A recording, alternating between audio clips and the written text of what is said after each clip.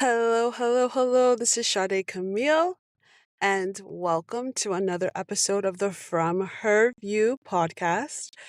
I'm so excited about today's topic, and I think that it is extremely relevant for myself because, as you know, I'm always on a journey of trying to be my best self. And what does that look like? And I've been finding myself having hangups in specific areas and realizing after doing the audio bangers of The Art of War, and then, like I said, my church at the time, we were doing a sermon series with a reading plan with The Art of War, but from the Bible. And it brought up something in me that I was like, okay, I have these areas in my life where I don't feel I'm as successful as I want to be. And so in the art of war, you are as good as you are if you know yourself and you know your enemy. And even though we are ourselves, sometimes we tend to know the least about ourselves. And revisiting that sermon series, revisiting in some areas in my life where I'm feeling like an influx of contention, I really wanted to look deep, and it was actually pretty funny because my sister is on like an ancestry, you know, um kick right now, and she was able to find um, my high school yearbook pictures. Um, I haven't seen these photos in a long time. And though they were in black and white, they weren't in color, so I didn't get that true sense. But it was like I was looking at her and I didn't recognize her. And then I just started to feel so bad for her because I remember what it felt like being her. And I've said it once and I'll say it again. I'm ultimately thankful to God that I never lost the ability to be in tune with myself and like knowing what it's like to go through this experience at this age. But I never really sat in the revelation of who I was at that time. What motives did I have and where did they bring me to? Because out of the heart, out of the mouth flows the issues of our heart. So the things that are within us, it does provoke our motives and our intentions behind the things that we do.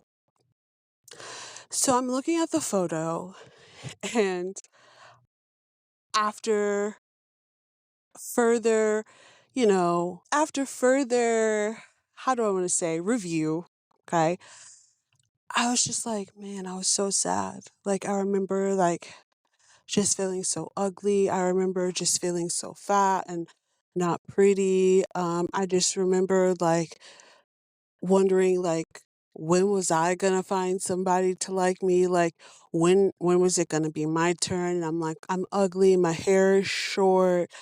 I wish it looked like this. And I was telling my kids because I showed it to them. And I was like, yeah, I was kind of going for like the Reba McEntire thing. And it like showed me when I used to like wear my natural hair.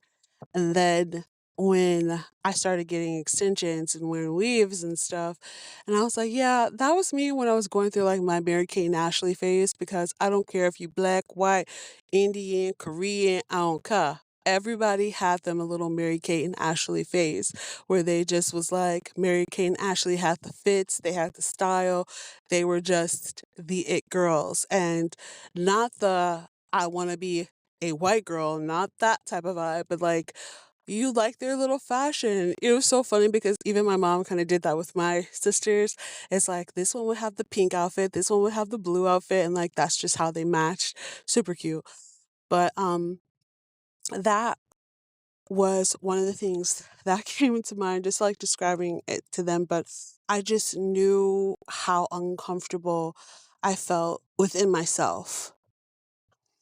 I remember thinking that nobody else is going through this. I remember thinking, you know, nobody likes me, um, like that. Like they'll be friends with me, but the people that I have crushes on, they don't have crushes on me. So I'll never find that type of person.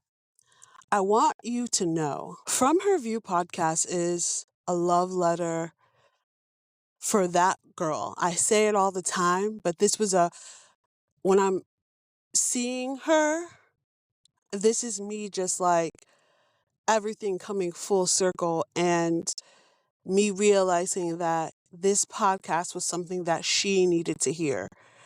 She needed to hear that you are not the only one. You are beautiful. You are loved.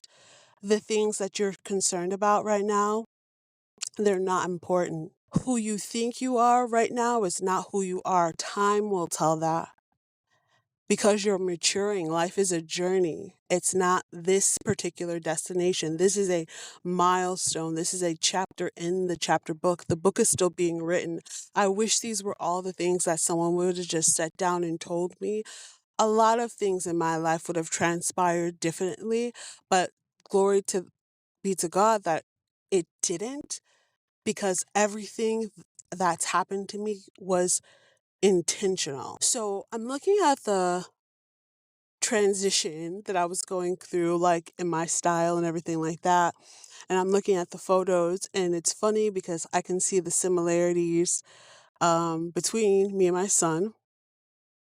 Because my kids always fight back and forth, like, or argue back and forth, like, who looks the most like mom? And it's like, I look the most like mom. No, I look the most like mom. So it's absolutely hilarious. But these photos in particular, I literally looked like the boy. I looked like a little boy in black and white.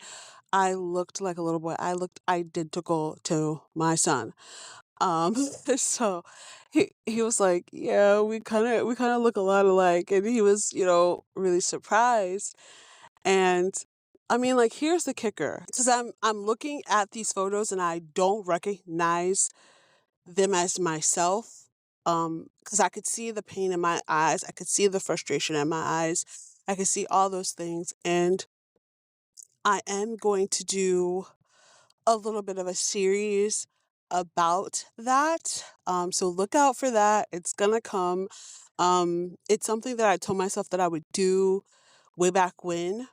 Um, it actually started as a journal that I was writing, and I was like, man, my life is so crazy. I'm gonna have to turn this into a book. So I'm gonna start it as a podcast series, and glory be to God if it turns into a book. But just looking at her and not realizing my full potential. So it's like I'm looking back at her from where I'm at right now, 36, looking at um, a 14-year-old, 15-year-old, and wanting to tell her, like, you are amazing. You are wonderful. You're unique. You're not supposed to be like everybody else. Do you know when you get older, you're going to be impactful? You're going to help other people. You're going to be a teacher, and you're going to help young girls. You're going to be helping your coworkers. You're going to be helping other people. You're going to have a podcast. All those times that you were in your room recording like you were a DJ. Because I used to, y'all think that this podcasting thing is something new. It is not. Like, I used to have a boombox, and I would take a tape and you could dub over, and you could like record, the radio when your favorite song come on. That's, like, that's how we used to make our mixtapes, baby. We didn't have streaming, we had, you better be on WGCI or B96 at the time if you wanted to get your hits, baby. Like, and I caught myself being a little radio host. Oh my God, this is so funny. It's like full circle. My mom got me a karaoke machine for Christmas, and I would be on the mic, like, like talking and everything like that. So this aspect of myself has always been a thing. that I'm just now realizing that it's always been a thing. But whatever, it's fine, it's cool. I know now, and I'm doing it. But she would be so happy to know that. Um, she'll be happy to know that she found love. I'm not married currently, not in a relationship currently, but I found the love of God, like the unmerited, undeserving love of God. And it's not to say that I've never been in love. I don't equate those things not lasting to them not being successful. I equate them to them being what I needed at the time for where I was at. And I'm thankful for that. I would tell her that you are a mom, and an awesome mom at that. I will tell her, like, girl, you do kind of little selfish things. You was chasing the bag, chasing your career like your mom was, and you did leave a couple things on the table, your kids. But you had an opportunity now with circumstances, and you are able to be at home more for them, still provide for them, still pour on them, still love on them, and they're maturing. Like, you have an 18-year-old, you have a 15-year-old who are kind, loving, respectful individuals. They have a grand cat, or you have a grand cat, they have a cat, and he's a wonderful addition to our family. You fight with him a lot. Okay, y'all be getting into it. Okay, you like your nails long and pointy, so you be giving him the claws, and he be giving you the claws. Y'all be fighting, but at the end of the day, you guys still end up cuddling with each other and having a fit. And I wish I could tell 14-year-old her that.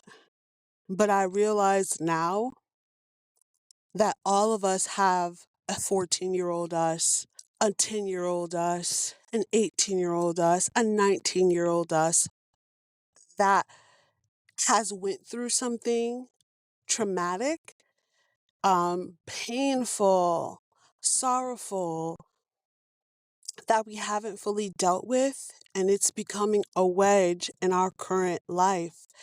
And we see the symptom of that thing that happened to us. And so we try to attack the symptom, but we're not attacking the root of the problem. It took me looking at that photo to be like, hey, I grew up in the unconventional two-parent home. I grew up in a way where I saw my mom do a lot of it by herself. Yes, she was married to my father. Yes, she had a husband, but he was dealing with his demons, and he was in and out of jail, and he was struggling with addiction. And he had a father wound, which prevented him from fully being a father. So I was an extreme daddy's girl, like a daddy's girl. Like, him and my mom would get into it, and I'd be like, oh, but that's my dad. And he'd be like, baby, can you give me some food? And I would get in trouble. Like, I would get whoopings for helping him when my parents were mad at each other. And it was so frustrating to me at the time, because I was like, okay, this is happening, but they just gonna get back together anyway. Why are we doing this? So I knew then, I still know now, that that's not normal. That's not healthy. Okay. But I never dealt with those things. And I find myself now, when it comes to relationships, when it comes to relationships in general, not all relationships are romantic, but it could be friendships, it could be, teammates working on a project. It could be a numerous things, right? where you have relations with another person, where you interact with another person, and I'm pouring from that place and not realizing that my water is dirty. Yeah, a lot of us do that. A lot of us do that. I'm thankful for this revelation because it's something that I needed. Okay? I needed this. Even though I have no animosity, no ill will, no hatred, nothing for either one of my parents. Because a lot of people don't talk about that either. Um, you could have a parent that was wilding out and then the other one was there, but you don't realize that you could still hold animosity for the one that was there because they still exposed you to this thing, because we would have family meetings. I'll never forget, we had a family meeting and she was like, "Oh, do you like want him to stay?" And like all the kids were like, "No." And then he was there the next day. That's kind of like an ultimate betrayal. And this is the first time me actually saying this out loud. It's pretty crazy. Whew, that's like a betrayal. People see me now. They speak to me now and they they think that, oh, like she must have had the most ideal this, that, and the third. And no, I did not. No, I did not have the most ideal thing. And I've inflicted my own share of wounds upon my children that like I was like, oh no, like I have to make this right. I have to right my wrongs. I have to do what's right.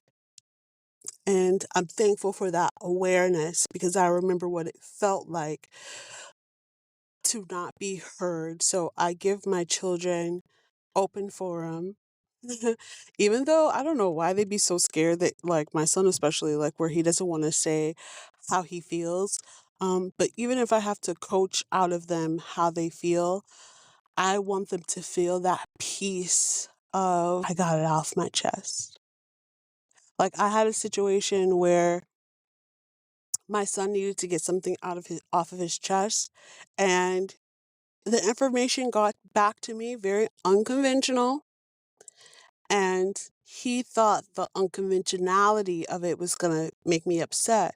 And I'm like, it did not make me upset at all. I feel if you are in tune with your children, there's not a lot of things that are mysteries about them. I find myself sometimes being like, oh my God, I don't even know what they like or who they are or this or this or this or that anymore. But I know their spirit. So I'm sensitive to when they're off, when they're not acting like their self. Because when you're not acting like yourself, some people get it twisted when you say that because they'd be like, I've changed. That's why I'm not acting like myself. Okay, there's um healthy change and then there's like, okay, some a little off. There's a difference between, okay, I'm prioritizing this or I'm setting up boundaries about that or whatever it could be. There's a difference between that and, hmm, this person's real moody, you know? They ain't hugged me in a while. They've been real standoffish. I think something might be going on, like what's going on? And that's how aware you need to be for your children. But I'm thinking about myself, you know, as I started to look a little bit different, get my hair done, finally figure out this makeup stuff because I had to figure out the makeup stuff on my own, have hella acne scars because I used to tell myself legit conversation I would have with myself. And I was like, if I could go back in time and smack the hell out of myself, like this would be the reason I would smack the hell out of myself. I used to say, "Oh, it's fine. I got acne scars. Cool. I'm just gonna put makeup on it and cover it up, and it'll be all right." So this is before, me being a whole cosmetologist, understanding about skin and everything like that, and realizing that I scar super easy. I bruise super easy. hmm And the implications that that has when you're melanated, that everything is super dark and it takes forever, forever, forever for dark marks to fade and everything like that. And it's a whole thing. But it is what it is. I'm here now. I still look cute. I'm happy with it. I've had it all my life. So it is what it is in that aspect. But going back to me finally figuring things out a little bit and looking a little bit different. I mourn for her too. See, she was a product of a person who didn't know. Well, no, she was a product of a person who wasn't happy with who she was. So she let the world, i.e., TV, talk shows, coach her into thinking this behavior is celebrated. And if I look this way, if I use my curves, um, or if I like not a virgin because it's not cool to be a virgin, like all these things, I let coach me into her. And she was 17 and pregnant. I told my kids that being in a relationship at this age is the least of your worries because you're still figuring out yourself.